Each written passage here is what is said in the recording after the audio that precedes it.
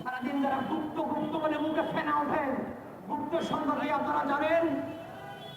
সংখ্যা আমি তিনটা আপনাদের সামনে উত্থাপন করবো। সংখ্যা নাম্বার 1, যারা সেনাবাহিনীর কাছে মুসলেখা দিয়ে বলেছিল আর কোনদিন রাজনীতি করবো না, তারা লন্ডনে 17 বছর লুকিয়ে থেকে ক্যামেরার সামনে মুখ দেখিয়ে ভারতের অনুমতি দিয়ে তারা দেশে রাজনীতি করে, তারাই প্রকৃত গুপ্ত।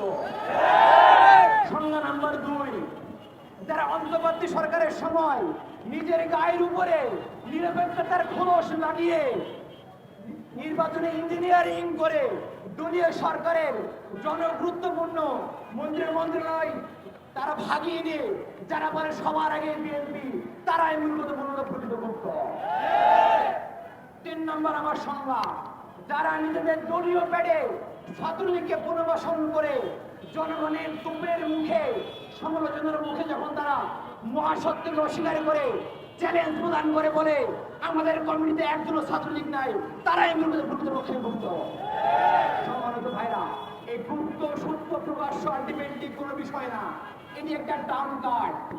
বিএনপি সরকার যখন ধারাবাহিকভাবে দেশ চালাতে ব্যর্থ হয়েছে, তখন তারা প্ল্যান করে গুপ্ত ট্যাগ দিয়ে ছাত্রদলকে মাঠে নামিয়ে দিয়েছে, যাতে করে জনগণের দৃষ্টিভঙ্গি অন্যদিকে আড়াল করা যায়, অন্যদিকে প্রভাবিত করা যায়।